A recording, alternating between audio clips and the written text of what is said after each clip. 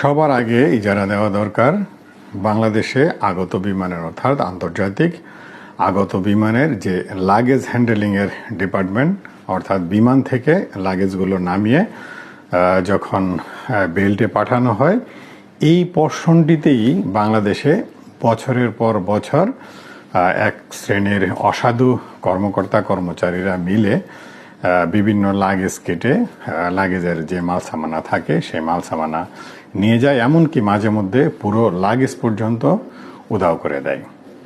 তো এই লাগেজগুলো সাধারণত কাদের হয়ে থাকে? তারা জানে যে বাংলাদেশ থেকে যারা বাহিরে কাজ করার জন্য যায়, অর্থাৎ রেমিটেন্স যুদ্ধ কোথায় যেটা বলা হয়, তারা বাংলাদেশ থেকে যখন যায়, এক একজনে ধরেন 5 বছর, 7 বছর, 8 বছর, 10 বছর, এমনকি 12 বছর পরেও, এক যুগ পরেও তারা বাংলাদেশে আসে। তো আসার সময় স্বাভাবিকভাবে মা বাবা, ভাই বোন, বন্ধু বান্ধব, আত্মীয় স্বজনের জন্য নানান কিছু কেনাকাটা করে আসে। এমনকি সবচেয়ে যে বিষয়টা কমন, যে বিষয়টা থাকে সেটা হলো কিছু থাকে, যেখানে বোনদের জন্য অথবা স্ত্রীর জন্য, অথবা কেউ বিয়ে করবে তার স্ত্রীর জন্য কিছু স্বর্ণালঙ্কার সে নিয়ে আসে। তো টার্গেট থাকে ওই সমস্ত লাগেজগুলোতে, যেগুলোতে স্বর্ণালঙ্কার থাকে, ওগুলো আসলে বেশিরভাগ কেটে ওই স্বর্ণালঙ্কারগুলো নিয়ে যায়। তো এটা বাংলাদেশে বছরের পর বছর হচ্ছে, এবং এটা যাদের সাথে ঘটে তাদের কি পরিমাণ কষ্ট হয়, কি পরিমাণ তাদের মনের মধ্যে কষ্ট অনুভব হয়, সেটা আসলে যারা করে এবং যে এয়ারপোর্ট কর্তৃপক্ষ, তারা আসলে অনুভব করতে পারে না। ফলে এই যে বছর পর বছর এই অপকর্ম হচ্ছে, এটা কিন্তু কোনোভাবেই রোধ করছে না এবং করতে পারছে না।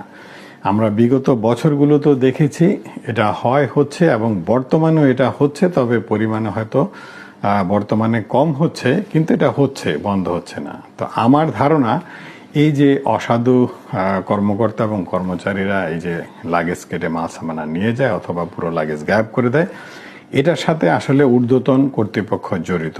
যদি ঊর্ধ্বতন কর্তৃপক্ষ জড়িত না হয়, তাহলে এই কাজটুকু তারা কেন করতে পারছে না, এবং কেন তারা এটা বছরের পর বছর এটা হয়ে যাচ্ছে? তো যদি কর্তৃপক্ষ চাইতো, তাহলে আমার মনে হয় এটা বন্ধ করা যেত বা বন্ধ করা সম্ভব হতো।